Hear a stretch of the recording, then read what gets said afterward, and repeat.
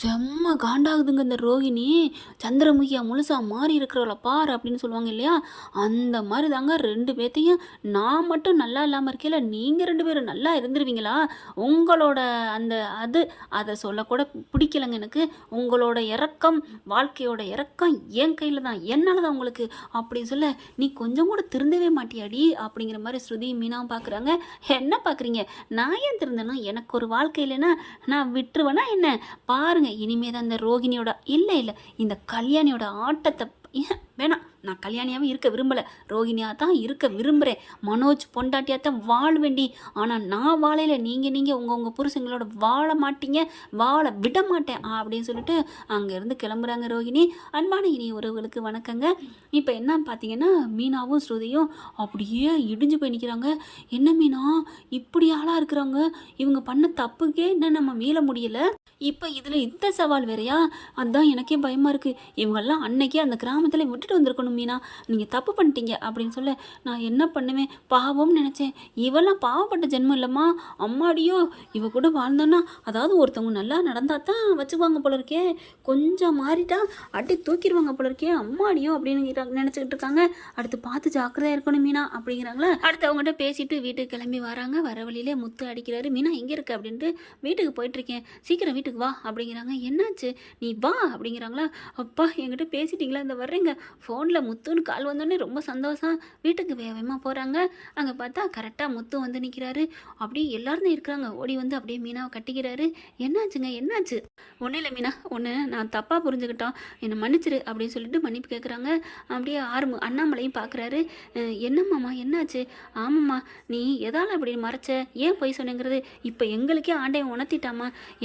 என்னம்மாம்மா அப்படின்னு கேட்க, அப்படியே அவங்க பேசிக்கிட்டதை சொல்கிறாங்க. எங்கள் அம்மா கிட்ட நாங்கள் சொல்லக்கூடாது, அவங்க மனசு கஷ்டப்படும் அப்படின்னு நாங்கள் மூடி மறைக்கிறோம். அது மாதிரி தானே நாங்கள் கஷ்டப்படக்கூடாது, நீ மூடி மறைச்சிருப்ப. அதே தான் மாமா, நீங்கள் எல்லாம் கஷ்டப்படுவீங்க, உங்களுக்கு ஏற்கனவே ஹார்ட் பேஷண்ட் வேறு, அதனால தான் நான் சொல்லலை. அதுவும் இல்லாமல் அந்த பயலை பார்க்க பாவமாக இருந்துச்சு. ஆமாம்மா, அதைத்தான் நானும் சொல்கிறேன். அந்த பயலை பார்த்து எங்களுக்கும் பாவமாக இருந்துச்சு. தாத்தா, அங்கிள், நான் உங்கள் வீட்டுக்கு வரட்டுமா அப்படின்னு சொல்லி அவன் எவ்வளோ அழுதான்னு தெரியுமா? என்ன சொல்கிறீங்க அப்படின்னு விஜயா வேகமாக வருது அண்ணாமலை பார்த்து. டேய் என்னடா சொல்கிற, அவள் எங்கே வந்தேன் அப்படின்னு சொல்ல, அவங்க பாட்டியும் அவனும் வந்தாங்க கார் ஷீட்டுக்கு. எதுக்கு அவன் இங்கே வரணும், உங்களை மயக்க பார்க்குறாளா? இங்கே பார் விஜயா, அப்படிலாம் பேசாத, பண்ணது பெரிய தப்பு, பெரிய துரோகம் அப்படின்னு என் காலில் விழுந்து மன்னிப்பு கேட்டு அழுதுட்டு தான் போனாங்க. ஓ, அப்போ அவன் மகளை கூட்டிக்க சொன்னாலா அப்படின்னு சொல்ல, அதெல்லாம் ஒன்றும் சொல்லலை, நாங்கள் சேர்த்துக்கங்கெல்லாம் சொல்லலை, பண்ண தப்புக்கு நாங்கள் மன்னிப்பு கேட்டோம்னு சொல்லிட்டு இனிமேல் உங்களுக்கு தொந்தரவு கொடுக்க மாட்டேன்னு போயிட்டாங்க. ஏம்மா இப்படிலாம் பேசுகிற அப்படின்னு அண்ணாமலை சொல்கிறாரு. முடியாதுங்க, அப்போவே அவளை 4 சாத்து சாத்திருக்க வேணாமா அப்படிங்கிறாங்க. அது எல்லாருக்கும் வருமா, உன் குணம், நீ பார்த்தா அடிச்சிருப்ப. ஆனால் மறுபடியும் சொல்கிறேன், உன்னோட புத்தினால தான் நீ இவ்வளவு கெட்டு போய் நிற்கிற, உன்னோட சேர்ந்ததுனால தான் நாங்களும் இப்போ நிற்கிறோம். நீங்கள் கூட நினைக்கலாம், நீங்கள் நல்ல மனசுக்காரவங்க, நீங்கள் ஏன் கஷ்டப்படுறீன்ட்டு. உன்னோட நான் இருக்கேன்ல, அப்போ நான் கெட்டவளா அப்படின்னு விஜயா சொல்ல, அது உனக்கு தெரியாதா, நீ எத்தனை பேரை நோகடிச்சிட்டு இருக்கிற அப்படிங்கிற. ஏன் உன் ஃப்ரெண்டு உன் கூட இத்தனை வருஷமாக இருந்தாங்க, அவங்க மனுஷே நீ நோகடிச்சிட்டு வரலையா அப்படிங்கிறாரு. இங்கே பாருங்க, எனக்கு இதெல்லாம் தெரியாது, அவன் வந்தாங்க புள்ள வந்தேன் அப்படின்னு அந்த நாடகக்காரி அந்த வீட்டுக்குள்ளே சேர்த்திங்க, நடக்கிறதே வேற அப்படிங்கிற. மனோஜ் அப்படியே வராரு தடுமாறி. என் பிள்ளைய பாருங்க அப்படிங்கிறாங்க. ஆமாம், நீ தானே தூக்கி வச்சு கொஞ்ச நேரம் அனுபவி அப்படின்னு அண்ணாமலை சொல்கிறாங்க. ஐயோ விடுங்கப்பா அப்படின்ட்டு அவர் மாதிரியா பார்க்குறாரு மீனாவை. என்னை மன்னிச்சிரு மீனா, என்னை மன்னிச்சிரு அப்படிங்கிறாங்க. ஐயோ விடுங்க, நான் தாங்க உங்ககிட்ட மன்னிப்பு கேட்கணும், நீங்கள் கோச்சதெல்லாம் தப்பே இல்லை, நான் அந்த வாட்டி நீங்கள் கோச்சதுக்கு நான் ஏற்றுக்கிறேங்க, ஒத்துக்கிறேன், நான் உங்கள் மேலே கோபத்தில் இல்லை, நான் குற்ற உணர்வில் தான் நான் ஒரு மாதிரியா இருந்தேன். சரி விடு, இனிமேல் விட்டுரு, இப்போ அடுத்து என்ன நடக்குது அதை பார்க்கணும் அப்படின்னு சொல்லல. இன்னொரு விஷயம் உங்கள்கிட்ட சொல்லணுங்க அப்படிங்கிறாங்க. என்ன விஷயம் அப்படிங்கிற. இன்னும் என்னடி மறைச்சி வச்சிருக்கீங்க? அதெல்லாம் இல்லை, இப்போ நடந்ததான் அப்படிங்கிற. ஸ்ருதியும் வந்துடுறாங்களா. ஸ்ருதியை பார்த்தா என்ன அப்படிங்கிற மாதிரி பார்க்க 2 பேருமே சொல்கிறாங்க இங்கே நடந்ததை. ஓ, அங்கே வேற வந்தாளா? என்ன சொன்னா? எங்ககிட்ட தூது வந்தாங்க, எப்படியாவது மனோஜ் கூட சேர்த்து வைங்கன்னு. நாங்கள் முடியாதுன்னு ஸ்ட்ரிக்டாக சொல்லிட்டோம். ஓ, நல்ல வேலை நீங்கள் கண்டு சொல்லியிருக்கிற. இந்தா இவளாக இருந்தால் பூக்காரி என்ன பண்ணியிருப்பா அப்படிங்கிற. இங்கே பாருங்க, பூக்காரிங்கிறத விடுங்க அப்படின்னு முத்து சொல்கிறாரு. சரிப்பா விடுப்பா, நான் மீனானே சொல்லிக்கிறேன். இதோ இந்த மீனா இருந்தால் என்ன பண்ணியிருப்பா? ஆமாம் ரோஹிணி, நீ பாவம் ரோஹிணி, நீ என்ன பண்ணுவ ரோஹிணி, உன் புள்ள பாவம் இல்லையா, அதனால நான் எப்படியாவது மனசு கூட சேர்த்து வைக்க ட்ரை பண்ணுறேன் அப்படின்னு அவள் சொல்லிட்டு வந்திருப்பா அப்படின்னு சொல்ல. ஐயோ அத்தை, ஏன் தப்பெல்லாம் பேசுகிறீங்க அப்படின்னு மீனா சொல்கிறாங்க. மீனா இருங்க அப்படின்னு சொல்லிட்டு, ஆண்டி அப்படிலாம் சொல்லலை, மீனாவும் நல்லா தான் கொடுத்து கட்டினாங்க, ஆனால் போகிற போக்கில் என்ன சொன்னா தெரியுமா? என்ன சொன்னா? நான் புருஷன் கூட வாழலை, உங்களை நான் புருஷன் கூட வாழ வச்சிருவேனான்னு சவால் விட்டு போயிருக்கிறா. ஐயோ, அப்போ என்ன பண்ணுவாளோ தெரியலையே அப்படின்ட்டு என்ன பண்ணாலும் சரி ஏன் பிள்ளைய நான் அவ கூட சேர்த்து வைக்க மாட்டேன் அவ்வளோதான் அப்படிங்கிறாங்க. அடுத்து முத்து பார்க்குறாரு, ஓ இந்த பார்லரம்மா இப்படிலாம் பேசுச்சா? ஆமாங்க, அது யார்கிட்ட இருக்குது, எங்கே இருக்குது? ஐயோ அந்த பிள்ளை அவளை பார்க்கல தலை தலைன்னு வந்துருந்தாங்க. எதுவும் ஆதரவற்றவங்க மாதிரிலாம் இல்லை, நல்லா யாரோடைய ஆதரவோடு இருக்கிற மாதிரி தான் வந்தா. எனக்கு என்னமோ டவுட்டாக இருக்குங்க, எனக்கு பயமாக இருக்குங்க. நேற்று வந்தது ஏன் வந்தான்னு தெரியல. விடுமீனா எம்புட்டா பார்த்துட்டோம், கூட இருந்து என்னென்னமோ பண்ணிட்டா, இன்னும் என்ன பண்ண போகிறான்னு பார்த்துக்கலாம் அப்படிங்கிறாரு முத்து. அடுத்து இங்கே ரோகிணி என்ன பண்ணுறாங்க, அவங்க அம்மாவை கால் பண்ணி சிந்தாமணி வீட்டுக்கு வர சொல்கிறாங்க. அவங்களும் அங்கே போயிடுறாங்க. போனதுக்கப்புறம் அடியே இப்படி ஆச்சு அடி உன் வாழ்க்கைன்னு கட்டி பிடிச்சி அழுக பார்க்குறாங்க. தள்ளு, எனக்கு என்னப்பா நடந்து போச்சுன்னு இருக்கிற, தள்ளுமா அப்படிங்கிறாங்க. ஏடி இப்படி பேசுகிற? கிருஷ் ஓடி வந்து அம்மான்னு கட்டி பிடிக்கிறாங்க. பயனே அப்படின்னு கட்டி பிடிச்சிக்கிட்டு அழுகுது. உனக்காத்தாண்டா நான் இம்புட்டேன், அடிப்பாவி மனோஜ் தான் எனக்கு, மனோஜ் இல்லாமல் வாழ்க்கையிலன்னு சொன்னேன், இப்போ உனக்காகத்தானா? என்னம்மா, ஓ 2 பேரும் வேணும்னு சொன்னிச்சுல அந்த பிள்ளை, பார்த்தில்ல நீ முத்து மீனா நல்லவங்கன்னு சொன்னில்ல, என் வாழ்க்கை எப்படி நடுத்தரு கொண்டாந்துட்டாங்க. ஏதோ இந்த ஆண்டி இருந்தனால இங்கே வந்து இருக்கிறேன், விடுமா ரோகிணி அப்படிங்குது. எம்மா எவ்வளோ அப்படியே ராஜ தந்திரிங்க இந்த சிந்தாமணி.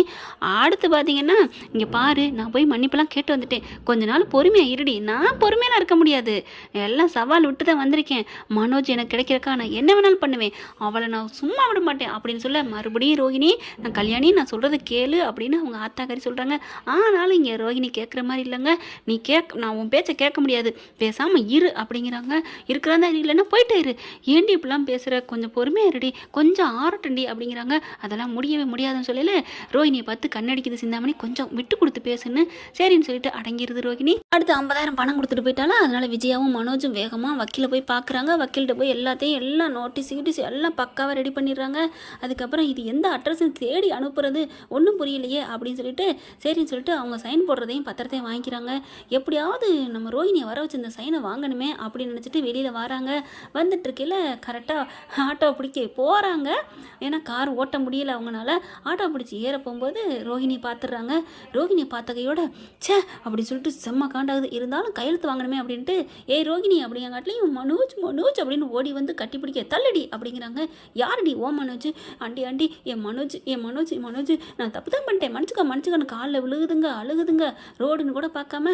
ஆனால் முடியவே முடியாதுடி அப்படிங்கிறாங்க. ஒருவேளை அந்த பிள்ளையை மன்னிச்சு ஏற்றுக்கிட்டாங்கன்னா ஒரு நல்ல மருமகளாக தான் இருப்பா, நல்ல பொண்டாட்டியாக தானங்க இருப்பா. கரெக்டாக இல்லைன்னு கமெண்ட்ஸில் சொல்லுங்கள். யாரும் கழுவி ஊற்றிடாதீங்க, ஏன்னா கெட்டவளுக்கு சப்போர்ட் பண்ணுறேன்னு நினைக்காதீங்க. அவங்களுக்கு வாழ்க்கை ஒவ்வொருத்தவங்களுக்கும் ஒவ்வொரு குணங்க. அதுக்காண்டி நம்ம தான் நேராக இருக்கிறோம் அப்படின்னு சொல்ல முடியாது. ஏதோ எல்லோரும் சின்ன சின்ன தப்பு செய்வாங்க. இந்த பிள்ளை பெரிய தப்பு தான் செஞ்சிச்சு. ஆனால் இதுக்கிட்ட நான் சொல்ல வர்றது என்னென்னா, எல்லாத்தையும் உண்மையால் மனசார மனசு தெரிந்தே நான் தப்பு பண்ணிட்டேன் அப்படின்னு மன்னிப்பு கேட்டு கொஞ்ச நாள் ஆற போட்டால் நல்ல பிள்ளையா தானங்க இருக்கும். என்னோட கருத்து நீங்கள் என்ன சொல்லுங்கன்னு கமெண்ட்ஸில் சொல்லிடுங்க. இப்போ அழுகுது மனோஜ் இருந்துட்டு, இந்தா இதில் சைனை போடு, டைவர்ஸுக்கு நான் அப்ளை பண்ணிட்டேன் அப்படி இப்படின்னு சொல்ல, என்னது டைவர்ஸா என்ன மனோஜ் அப்படின்னு சொல்ல, ஆமாம் கையெழுத்தை போடு அப்படின்னு சொல்லிலாம் வாங்கி பார்க்குறாங்க. வாங்கிட்டு பரட்டுன்னு கிழிச்சு அப்படி தூக்கி போடுது. யாருக்கிட்ட? ஏங்கிட்டயா? இந்த ரோஹிணி மனோஜுக்காக பிறந்தவ, என் மனசு முழுக்க மனோஜ் நீ தான் இருக்கிற, கண்டிப்பாக நான் உன்னை என்னோட சேர்த்து தீருவேன், அதுக்கு இடைஞ்சலாம் யார் இருந்தாலும் சரி.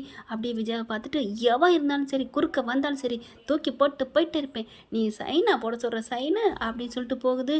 என்னடா இப்படி பண்ணுறா? ஏண்டா இப்போ இப்படி பண்ணுறவ நாளைக்கு உன்னை தூக்கி வச்சு மிரட்டுனா அம்மா வேணாண்டு போயிடுவியா?